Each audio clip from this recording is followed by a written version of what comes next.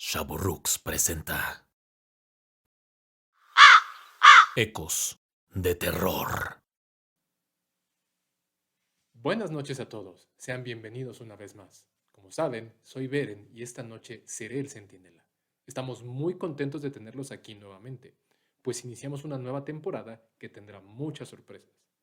Tranquila, Ivonne, tranquila. Bueno, Ivonne está un poquito exaltada. Como siempre, los invitamos a escuchar los 5 relatos que tenemos para ustedes, si es que se atreven. En fin, la noche se avecina y comienza mi guardia.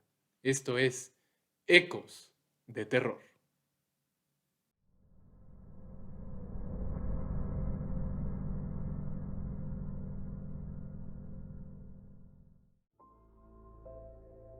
Mi hermano trabaja en protección civil de la CDMX.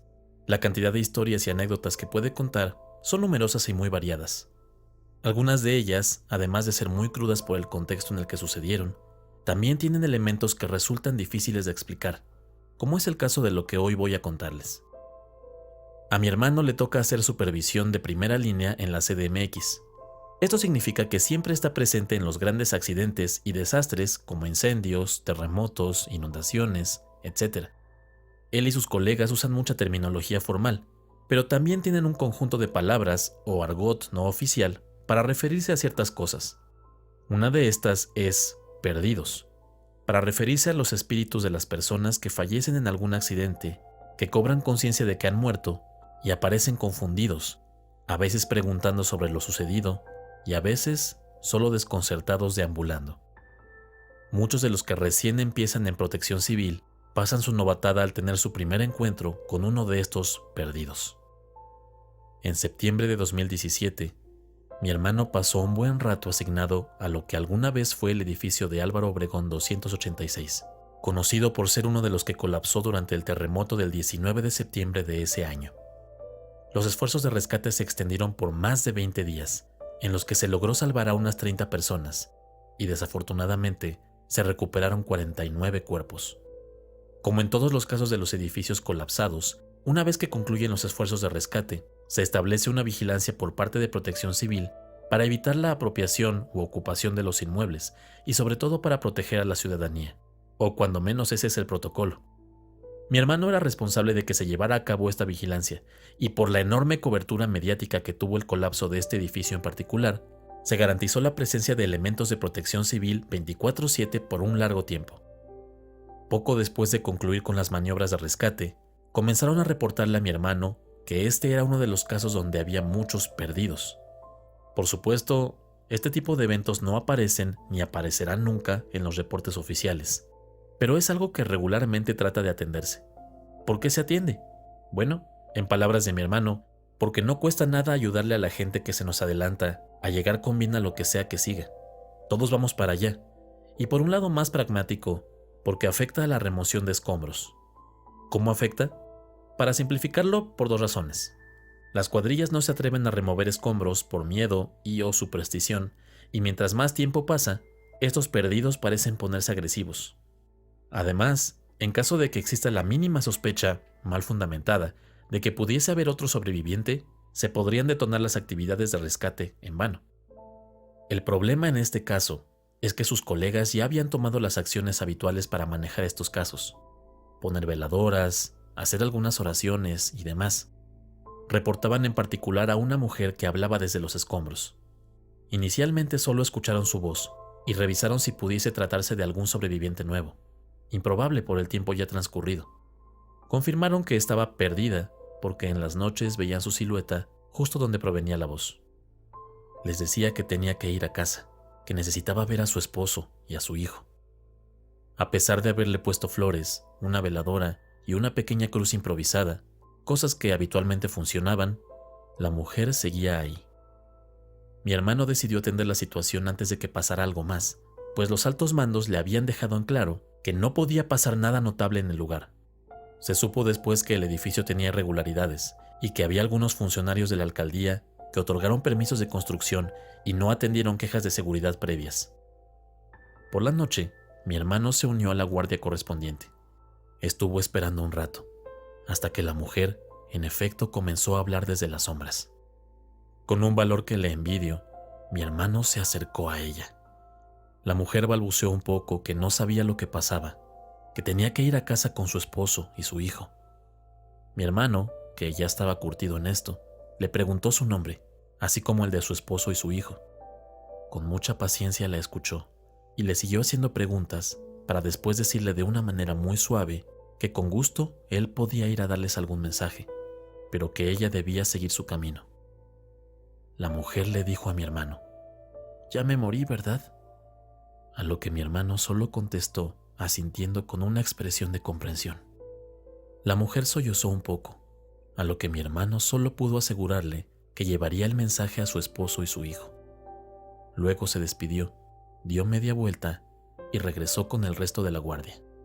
Acto seguido, mi hermano llamó a sus contactos del CEMEFO y con el nombre de la mujer y el de su esposo logró obtener la dirección. En ese mismo momento manejó hacia allá y entregó el mensaje tal como prometió. «¿Cuál mensaje?», le pregunté yo la primera vez que me contó esta historia. Solo quería decirles de un dinero que tenía guardado en una cajita de su closet. Su hijo tenía que pagar algunas cosas de la escuela, y eso la tenía angustiada. Esta es tan solo una de las muchas experiencias que ha tenido mi hermano. Han sido varias las veces que lo han cuestionado por no grabar o documentar mejor lo que le sucede. Según él, lo intentó al principio, pero nunca salía nada. En algún punto dejó de tomarlo como algo extraordinario, y asegura que es mejor ayudar a estos perdidos a descansar, para que sigan su camino y evitar que, en el futuro, le puedan hacer daño a alguien más.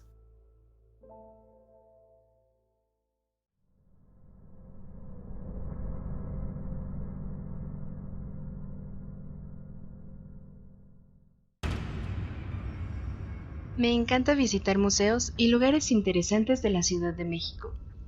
Creo que, como muchas personas, paso una gran parte de mi tiempo pensando y planeando sobre los lugares que visitaré durante el fin de semana.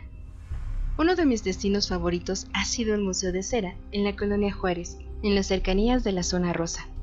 En alguna época, visité el Museo de Cera y el de Ripley cuando menos unas 5 veces por año. Me gustaba hacerlo especialmente en los eventos que tienen para Halloween y Día de Muertos, pues son bastante divertidos y elaborados.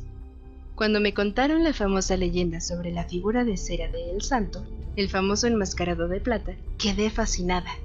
Según se dice, hay gente que ha visto cómo mueve los ojos, o incluso que cambia de dirección repentinamente. Incluso se atribuyen algunos testimonios de trabajadores del museo que hablan de que continuamente hay otra figura que se cae misteriosamente. Desde ese momento, todas mis visitas incluyen una minuciosa examinación de la figura del luchador. Confieso que nunca he percibido nada extraño. Tiene muy poco que volví al museo, ciertamente por la nostalgia y por recordar un poco de tiempos que considero más felices para mí. Fui con algunas amigas, y antes de ingresar recorrimos algunas calles y muchos recuerdos vinieron a nosotras, como la pintoresca y algo tétrica figura de Giordano Bruno en la plaza que lleva su nombre. La Escuela de Artes Luis Espota, que entre semana está rodeada de jóvenes alumnos de peculiar aspecto, así como el siempre confiable mini supermercado, que tantas veces nos sacó de apuros para comprar algo de comer con bajo presupuesto. Con certeza, además de todos estos elementos nostálgicos, no iba a dejar pasar la oportunidad de visitar a mi viejo amigo, El Santo. Terminamos nuestro mini tour y fuimos en dirección al museo, mientras comenzaba a llover. Finalmente entramos al museo y yo estaba muy ansiosa por hacer mi habitual inspección, acompañada de una buena selfie. No había mucha gente, raro para el día, quizá tema de la lluvia. Avanzamos despacio, y en cierto modo estuvo bien porque había cosas que recordábamos diferente, aunque probablemente no hubiese ningún cambio. Llegamos pues a la habitación donde está el luchador y me quedé ahí un buen rato. Mis amigas se adelantaron después de unos minutos, ya que saben que invierto más tiempo ahí del que ellas consideran razonable. Terminé y aceleré el paso para alcanzarlas. No debía ser difícil encontrarlas. Como dije, no había mucha gente, y en ese punto yo me había quedado sola. Avancé casi hasta el punto en el que bajas al sótano, donde están todas las cosas de terror, y delante de mí vi bajar a una mujer de corta estatura con un atuendo de monja. Me pareció muy extraño, pues ¿qué hace una monja visitando el Museo de Cera? Pero es 2022 y todo es posible, ¿no? Logré finalmente alcanzar a mis amigas, que se detuvieron un momento a ver algunas figuras, y les pregunté si habían visto a la monja, a lo cual me respondieron que no. Pensé que esto era extraño e improbable. ¿Cómo diablos no la habían visto? Pero pues tampoco me causó tanto conflicto. Mientras recorríamos la zona de terror del sótano, sin nadie más ahí, mis amigas y yo notamos una sombra que se movía entre las figuras. Esta sección está oscura y hay una cadena que no te deja acercarte a las mismas. Nuestra sorpresa fue que la mujer vestida de monja estaba ahí, caminando entre las figuras. Mis amigas y yo gritamos y salimos corriendo del lugar. Yo miré hacia atrás y pude ver la silueta de la monja quedarse quieta ahí, en el pasillo, viendo directamente hacia nosotras. Quiero aclarar que esta visita ocurrió hace algunas semanas y no tiene nada que ver con los eventos de Halloween y Día de Muertos, en donde sí hay gente disfrazada que se dedica a asustarte. En fin, saliendo del recorrido fuimos directamente con la gente de seguridad y les dijimos que había una mujer vestida de monja persiguiéndonos. Con una mirada fría nos dijo que eso no era posible.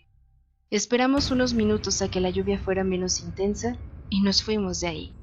Decidimos ir por un café o algo para tranquilizarnos, y se nos ocurrió buscar en internet si es que a alguien más le había ocurrido una experiencia similar. Resulta que no somos las únicas que hemos visto a la monja del Museo de Cera, y que es más frecuente de lo que imaginábamos. Incluso existe una leyenda entre los empleados del museo, quienes dicen que el espíritu de la monja tiene origen en una mujer que se quitó la vida en donde ahora está el museo, con tal de escapar de la vida de convento, y que su espíritu ha rondado las instalaciones desde su apertura. Sea cierto o falso, les prometo que mis amigas y yo la vimos. Quizá tengan la misma suerte de encontrársela, en caso de que decidan visitar el museo.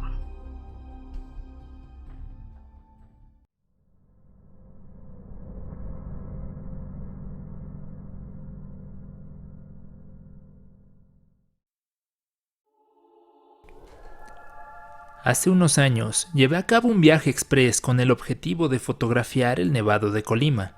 Bueno, esa era la excusa principal. Parte de mí tenía la necesidad de subirse en el auto, manejar y olvidarme un poco de toda la vida cotidiana.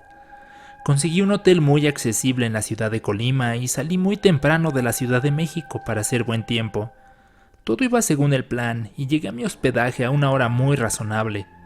Pasé la tarde y la noche recorriendo Colima. Aún no era lo peligroso que parece ser hoy, y muy temprano por la mañana me dirigí hacia el famoso volcán, el Nevado, para tomar fotografías. Es un viaje como de 3 horas manejando y se me ocurrió que de regreso podría hacer una parada rápida en Comala para conocerla.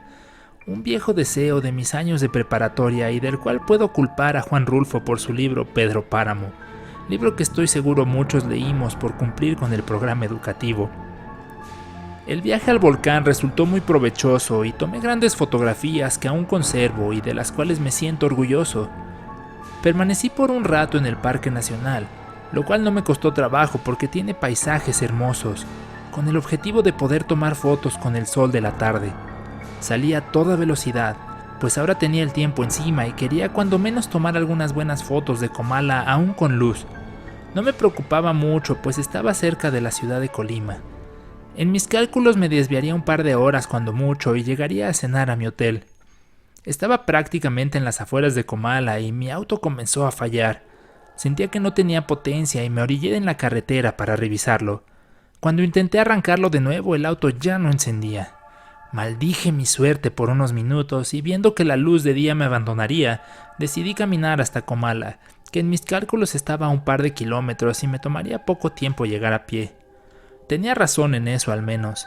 Ya en Comala me fue difícil encontrar un servicio de grúa y cuando finalmente lo hice el sol estaba ya casi por ponerse. Llegamos a mi auto, lo llevamos hasta el taller más cercano y a pesar de mis esfuerzos de incentivar a la gente del taller, pasaría al menos un día antes de que me lo entregaran. Por un momento pensé en pedir un taxi que me llevara a Colima, pero el aventurero en mí llegó a la conclusión de que era una señal del universo y que debía pasar la noche en Comala. Encontré un hotel, caro para mi gusto, pero pues no tenía grandes opciones y lo que más quería era cenar y conocer un poco. De noche es un pueblo bonito y caminé por el centro donde está la parroquia y todos esos paisajes que inspiraron el libro que alimentó mi curiosidad. No me decepcionaron. Cené algo en una pequeña fonda. El olor me atrajo cual personaje de caricatura y luego decidí regresar a mi hotel, pues todo comenzaba a cerrar. Claramente di alguna vuelta mal porque a pesar de estar seguro de que iba en la dirección correcta, me encontré perdido. Caminé un poco más y noté una pequeña tienda abierta con una iluminación pintoresca y me percaté de un señalamiento que indicaba la dirección hacia la ex hacienda de Nogueras, lo cual sabía que estaba en dirección a mi hotel. No pude resistir la tentación y entré en la tienda. En esta había artículos muy extraños y llamativos, pinturas de personas como las que tienen muchas familias en sus salas y comedores, artículos de metales muy brillantes como cucharas y cuchillos, pero también espadas y dagas, sombreros de varios tipos. Era como una colección de objetos que claramente habían pertenecido a personas que posteriormente los vendieron y ahora se ofrecían aquí como mercancía.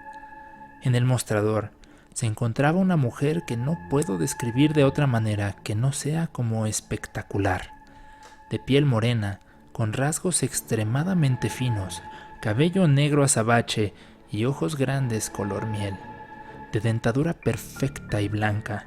Su complexión era la de alguien que hace ejercicio religiosamente o que fue privilegiada con la genética. Quizás ambas. Estaba fuera de mí por semejante visión. Me quedé mirándola más de lo debido, lo suficiente para que en estos tiempos me hubiera metido en problemas. Pero confieso que fue sin maldad o morbo. Realmente sentía un efecto hipnótico. La mujer, que instantes antes hojeaba un libro, ahora me miraba sonriendo. «Buenas noches. ¿Algo que le interese?» Le agradecí con una voz entrequebrada y tartamudeando, mientras fingía seguir viendo otros artículos. La mujer se acercó a mí y me dijo que sabía de algo que podía gustarme, y sacó de un baúl una vieja cámara alemana, una Rolleiflex de los años 30, con su mochila original de cuero y un emblema grabado del Partido Nacional Socialista Alemán. No sé qué me sorprendió más, si el hecho de que una cámara así se encontrara en el último lugar imaginable del mundo, o que ella pudiera saber que un artículo de esa naturaleza definitivamente captaría mi atención. Le pregunté el precio de la cámara mientras la examinaba cuidadosamente.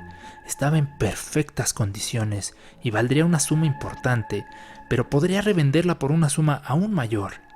La mujer sonrió y respondió: «Aquí los precios no son convencionales, dependen del comprador y de la pieza». Yo me sentía confundido, pero le aseguré que sí me interesaba, pues por esa cámara el precio serían 6 meses de vida. Su mirada ahora no reflejaba una sonrisa, sino una intensidad intimidante. Le expliqué que no le entendía y la mujer volvió a sonreír. Aquí intercambiamos objetos únicamente por cosas que realmente valen. Asustado a un nivel que no podría transmitirles, le devolví la cámara y salí de la tienda. Estaba muy confundido. Casi de milagro llegué a mi hotel y a pesar de la hora avanzada, le llamé a un amigo que es especialista en cámaras raras. Le conté del hallazgo y me dijo que una cámara así, cuando menos, podría venderse en $5,000. Mi plan era regresar ahí al día siguiente, después de recoger mi auto y tratar de negociar un precio con la mujer. Algo razonable y nada raro como lo que ella pedía, sino dinero contante y sonante. Una vez en posesión de mi auto, recorrí una y otra vez la zona donde había visto la tienda, pero ya no estaba. Yo tenía absoluta seguridad de que debía estar ahí, tomando como referencia el señalamiento que había visto la noche anterior. Temiendo que había errado la ubicación, decidí preguntarle a un par de lugareños, que en primera instancia fueron muy amables y después huyeron despavoridos, diciendo que no sabían nada. Me topé con un policía y le pedí ayuda. El policía me dijo que sabía a lo que me refería, pero que no lo iba a encontrar. Me dijo que la mujer que vi aparece cuando ella quiere ser encontrada y que no siempre lo hace en el mismo lugar, que la gente de Comala habla de ella con precaución, pues más de una persona ha pagado el precio de las riquezas que ofrece, así como muchas personas se han quedado en la calle por intercambiar artículos de lujo para que esta mujer los cure o les extienda un poco la vida. Mejor que no se la vaya a encontrar de nuevo. Seguro le enseñó algo que quiere, pero no lo vale, mi amigo, me dijo. Seguí dando vueltas como loco, olvidándome de mi propósito original de visita. Me obsesioné brevemente con encontrar la tienda, pero finalmente me rendí y partí hacia Colima, donde pasé un día más para luego regresar a mi habitual Ciudad de México. Hasta el día de hoy no sé exactamente qué sucedió. Un poco de investigación reveló que Comala es un lugar peculiar donde abundan las leyendas. Hay quienes hablan de antiquísimas brujas y hasta vampiros que ahí se esconden. Para mí, siempre será el lugar de la tienda fantasma.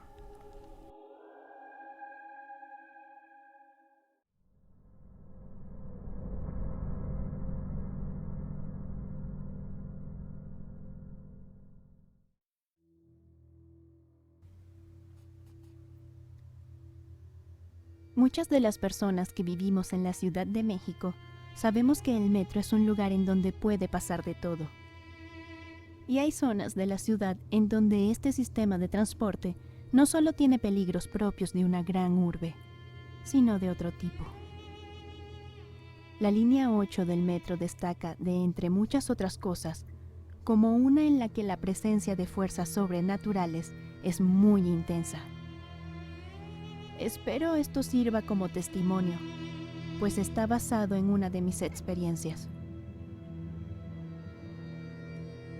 A los 18 años, mi madre murió en un accidente y como resultado me fui a vivir con mi abuelita, quien vivía en la zona cercana a la estación UAN-Ixtapalapa, muy cerca del Panteón Civil San Nicolás Tolentino, mismo en el que mi mamá descansa ahora.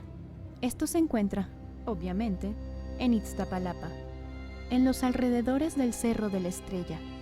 No está de más aclarar que es una zona peligrosa, especialmente para una mujer que se tiene que mover sola a su escuela y a su trabajo, como yo lo hacía entonces. Mi abuelita, quien siempre vivió por ahí, se preocupaba por mí y trataba de acompañarme al metro, pero a mí no me gustaba que fuera ella quien se regresara sola.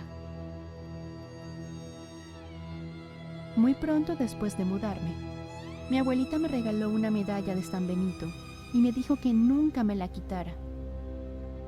Me contó también la historia de la infame Cueva del Diablo, que se encuentra en el Cerro de la Estrella. La leyenda cuenta que es un lugar maldito, donde se reúnen brujas y se aparece el mismo diablo, quien te pide que lo acompañes al interior de la cueva para nunca poder salir. Entre la gente que vive en las zonas aledañas, es común escuchar historias que se encontraron restos de humanos de X o Y individuo y hay un respeto especial hacia este lugar, el cual no se toma a burla ni juego. Asociado a la Cueva del Diablo, hay un temor hacia las brujas que supuestamente rondan la zona, pues el Cerro de la Estrella es conocido por ser un lugar donde las fuerzas místicas son más intensas, y esto atrae a los practicantes de la magia oscura. Con todas estas advertencias, es que yo partía a mi rutina habitual. Cierta noche, una de las vecinas y amigas de mi abuelita estaba de visita en casa. Llegué yo del trabajo y me disponía a comer algo y hacer mi tarea. La señora y mi abuelita comenzaron a decirme que tuviera cuidado, que la gente estaba hablando de unas brujas que recorrían las estaciones del metro cercanas al cerro en búsqueda de víctimas. Según decían, las habían visto con más frecuencia en las estaciones Apatlaco, Escuadrón 201 y en UAN-Ixtapalapa. Los rumores llegaban al punto de asegurar que varios jóvenes habían desaparecido y que la última vez que los vieron fue bajándose de un tren con 3 mujeres de aspecto repugnante. Hice poco caso de lo que decían, pero por tener en paz a mi abuelita, les dije que estaría vigilante. Un par de semanas después, cuando mucho, Salí un poco más tarde del trabajo y antes de emprender el camino a casa le avisé a mi abuelita. No era la primera vez, y cuando esto ocurría ella le pedía el favor a uno de nuestros vecinos que manejaba un taxi que pasara por mí fuera del metro UAN-Iztapalapa para evitar que tomara uno de la calle o que intentara caminar sola hacia la casa. Esa noche, en el trayecto a casa, yo aprovechaba para leer algo de la escuela. Súbitamente dejé de leer, producto de sentir una especie de piquete en mi pecho, justo donde mi piel hacía contacto con la medalla de San Benito, así como tener una angustia intensa. Puse atención a mi entorno y me di cuenta de que el tren estaba llegando a la estación Apatlaco. En esta, abordaron 3 mujeres de aspecto muy llamativo. Una de ellas sostenía un niño pequeño en los brazos. Me sentía incómoda, pero traté de regresar a mi lectura. Noté que estas mujeres se acercaron a un joven que estaba en la mitad del vagón, recargado contra la puerta, escuchando música con sus audífonos. Hicieron lo posible por llamar su atención y comenzaron a hablarle, como coqueteándole. Yo seguía sintiendo una angustia en mi pecho y me asusté cuando una de las mujeres volvió su vista hacia mí y cambió su expresión sonriente, un tanto macabra, a una de molestia por un segundo. Miró a las otras 2 de vuelta y sin decir palabra, como si se hubiesen comunicado mentalmente, las 3 asintieron. Luego esta mujer se acercó a mí y comenzó a hablarme. Me dijo que era muy bonita y otras tonterías. Luego ofreció comprarme mi medalla de San Benito. Esto fue extraño, porque la medalla no era visible. ¿Cómo podía saber que la tenía? Le dije que no, y volvió a mostrar esa mirada de molestia, y regresó con las otras mujeres. No sin antes decirme: no te metas en lo que no te importa, muchachita. Para este punto ya habíamos avanzado hasta la estación Escuadrón 201, y parecía que habían convencido al muchacho de irse con ellas. A mí me había consternado que la mujer se acercara a mí y sobre todo que me amenazara de alguna manera. Estaba dudosa de hacer y decidí que lo mejor sería bajarme de ese tren en la siguiente estación y esperar otro para no tener que coincidir con ellas. Fue aquí donde la cosa se puso realmente tétrica. Todo este tiempo yo había estado mirando de reojo al muchacho y a las misteriosas mujeres. Sin embargo, en el tramo entre estaciones, con la idea de que no se dieran cuenta que las miraba, decidí hacerlo a través del reflejo del vidrio de las puertas del vagón. Lo que vi fue aterrador. En el reflejo no se veían a las mujeres con el mismo aspecto. Por el contrario, se veían a 3 ancianas absolutamente demacradas y vistiendo harapos. En lugar de un bebé en brazos, cargaban una especie de perro gordo y de afilados colmillos. Al ver esto, dirigí la mirada de nuevo a ellas con incredulidad y ellas me miraron de vuelta, como si se supieran descubiertas. El tren llegaba a la estación y apenas abrieron las puertas corrí desesperadamente hacia afuera. Lo último que vi fueron a estas mujeres mirándome de vuelta, aún alrededor del joven a quien parecían ya habían seducido. Me subí en el siguiente tren y pensé que lo mejor sería irme a otro vagón, a una altura diferente. Sentarme en uno de los asientos individuales que dan la espalda a la entrada y agacharme lo más posible. Moría de miedo de que ellas, tratando de encontrarme, estuvieran fijándose en qué vagón estaba. Llegué finalmente a mi estación destino y allí estaba el vecino del taxi esperándome. Él notó que yo estaba muy alterada y preferí desahogarme con él en lugar de con mi abuelita, para no preocuparla.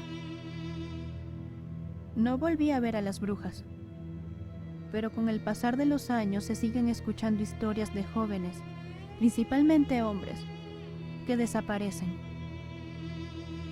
También sé que esto le ha pasado a más gente, pues ahora en diferentes lugares de internet se escuchan historias de la aparición de estas mujeres, por llamarlas de alguna manera.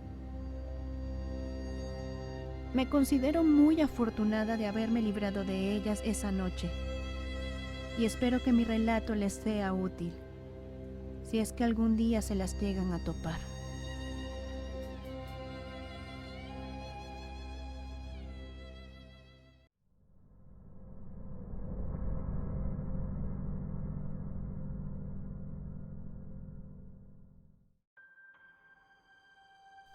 Es difícil de creer que uno no está a salvo en ningún lugar.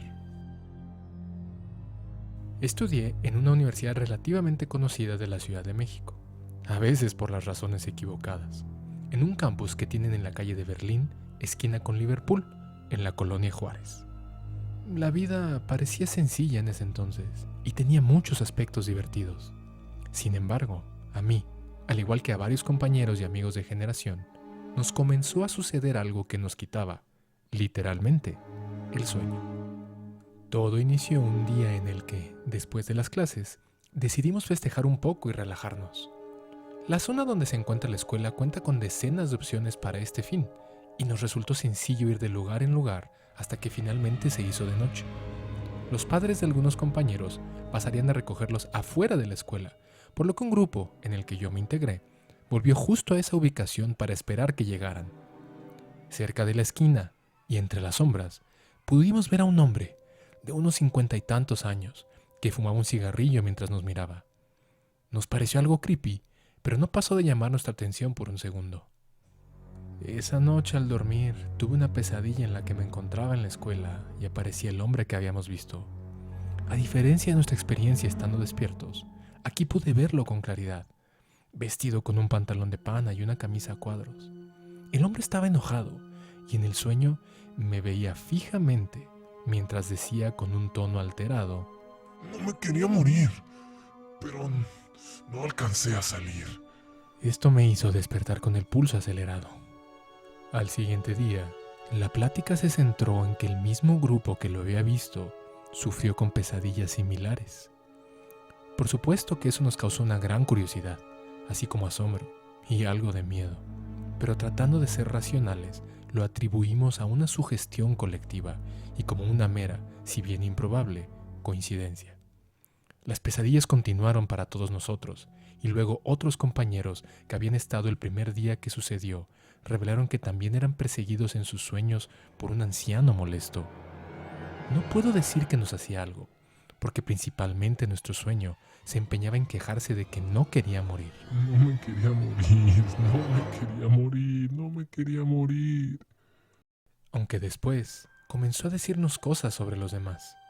No quisiera entrar en detalles menores, le restaría en seriedad a lo que trato de contarles, pero en resumen, ventilaba pensamientos íntimos, como por ejemplo si alguien se sentía atraído hacia otra persona o si había algún enojo escondido. Esto, si bien bochornoso, era aún inofensivo. Cierto también es que se volvió desgastante para mí y para mis compañeros, pues generaba conflictos y con tanta frecuencia soñábamos con este viejo que muchas veces ya no queríamos dormir, con tal de no pasar la incómoda experiencia. Algunos de nosotros, hartos de soportarlo, comenzamos a preguntarle en nuestros sueños qué era lo que quería. Usualmente en este punto, solo nos miraba fijamente y ya no decía nada, solo cambiaba a una expresión triste, como de amargura. Pasado poco más de un año, corría el mes de septiembre y llegó así el simulacro del día 19. Aprovechando la fecha, la escuela generó material conforme a lo sucedido en el terremoto de 1985, y fue así que muchos de nosotros aprendimos que uno de los edificios colapsados había sido aquel que ocupaba el espacio en Berlín y Liverpool, justo donde ahora se encontraba nuestra escuela. Hilamos entonces los eventos, pues era claro que este hombre que nos perseguía al dormir debía ser el espíritu de alguna de las víctimas de este suceso tan trágico. Hicimos entonces una investigación con aquellos que pensamos podrían saber algo, pero no dio resultados. Esparcimos la voz entre los estudiantes, y como si fuera exactamente lo que quisiera el espíritu, las pesadillas cesaron. Tengo la impresión de que lo que este hombre quería era que entendiésemos la tragedia de su muerte, y algo en mí me dice que le era muy importante que quedara claro que no quería morir, que tenía aún voluntad de vivir y que le fue arrebatada. Un año después de estos eventos, ocurrió el sismo de 2017, y de nuevo la ciudad se vio sumergida en tragedia. No puedo evitar reflexionar en todas aquellas pobres víctimas que quedaron atrapadas bajo los escombros y cuyas almas pueden estar penando, frustradas por una vida que les fue cortada antes de tiempo.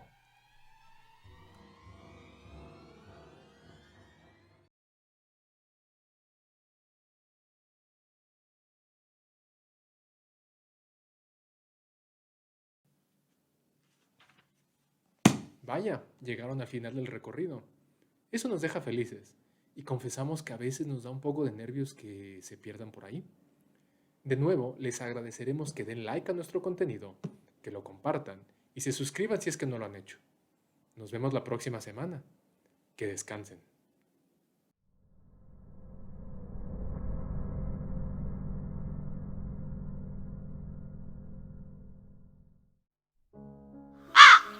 Ecos de terror.